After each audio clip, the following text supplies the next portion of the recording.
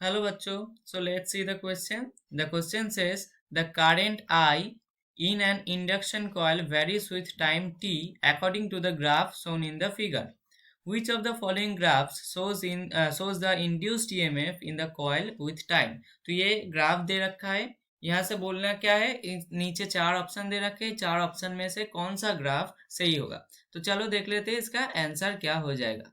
ठीक है, चलो देख लेते हैं. तो इनिशियली देखो क्या है, हम लोग क्या लिखेंगे, इंड्यूस्ड ईएमएफ लिखेंगे इस कॉइल का. ठीक है, इंड्यूस्ड ईएमएफ लिखेंगे. क्या लिखेंगे, इंड्यूस्ड ईएमएफ किसका, कॉइल का. इंड्यूस्ड ईएमएफ लिखेंगे.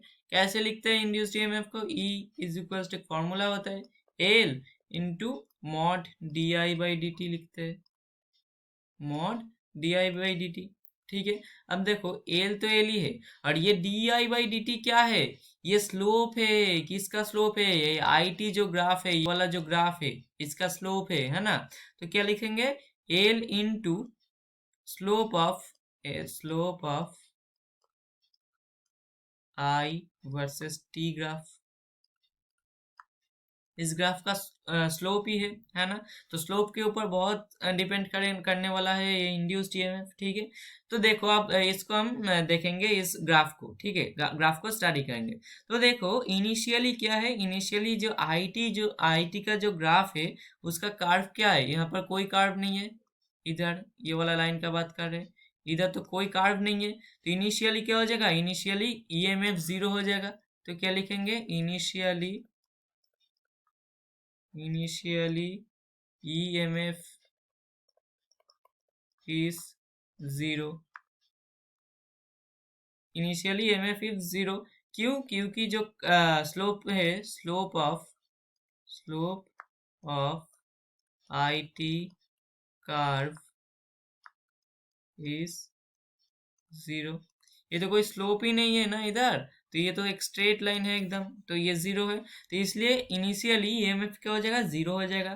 फिर देखो, फिर थोड़ा काला चेंज करके दिखाते हैं. फिर देखो क्या हो रहा है, फिर रिमेनिंग टू रीजन, ये जो दो रीजन है नीचे, ये क्या है, इस दोनों का स्लोप कांस्टेंट है. इसका जो स्लोप है और ये वाला का जो स्लोप है, ये दो कांस्टेंट है. लेकिन क्या है, लेकिन देखो ये दो स्लोप जो है ऑपोजिट डायरेक्शन में है, ऑपोजिट साइन में है. ठीक है, तो क्या हो जाएगा, ईएमएफ जो है, इंड्यूस्ड ईएमएफ जो है वो कांस्टेंट ही रहेगा लेकिन ऑपोजिट डायरेक्शन में होगा. तो क्या लिखेंगे हम लोग, तो रिमेनिंग टू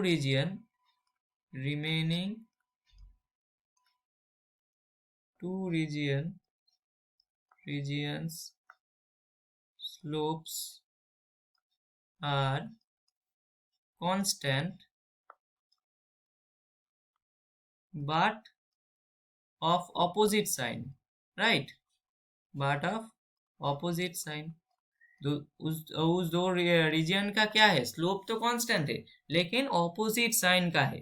तो स्लोप ऑपोजिट साइन का हो जाएगा तो क्या हो जाएगा, ईएमएफ जो है, इंड्यूस्ड ईएमएफ जो है वो क्या हो जाएगा, कांस्टेंट ही रहेगा. Induced EMF are constants. लेकिन ये जो स्लोप है ये तो ऑपोजिट साइन का है ना, तो ये जो इंड्यूस्ड ईएमएफ है ये भी ऑपोजिट डायरेक्शन का होगा, बट इन ऑपोजिट डायरेक्शन. तो अब देख लेते हैं कौन सा ग्राफ सही होगा. ऑप्शन ए देखो, ऑप्शन ए में देखो ये ग्राफ तो सही नहीं है क्योंकि ये तो क्वेश्चन वाला ही ग्राफ है, ये सही नहीं है. ऑप्शन बी देखो, ऑप्शन बी का जो ग्राफ है ये भी रॉन्ग है. ऑप्शन सी का ग्राफ अब देखो, ऑप्शन सी में क्या है, ईएमएफ कांस्टेंट है. ईएमएफ जो है वो कांस्टेंट है, इंड्यूस्ड ईएमएफ.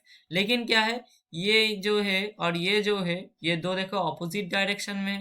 तो ये क्या है, हम लोगों का क्या बोल दिया, इंड्यूस्ड ईएमएफ और constants but in opposite direction, हम लोग पहले ही बोल दिया था. तो ऑप्शन सी में देखो वही है, ये जो ईएमएफ है, इंड्यूस्ड ईएमएफ है, वो तो कांस्टेंट है लेकिन ऑपोजिट डायरेक्शन में है. देखो ये एक डायरेक्शन में, ये अलग डायरेक्शन में. तो ऑप्शन सी होगा अपना करेक्ट. तो ऑप्शन डी भी रॉन्ग है, ये देखो. तो हम लोग का फाइनल आंसर क्या हो गया, ऑप्शन सी, ये वाला ग्राफ. ठीक है, तो आई होप ये आप लोगों को समझ में आ गया होगा. Thank you.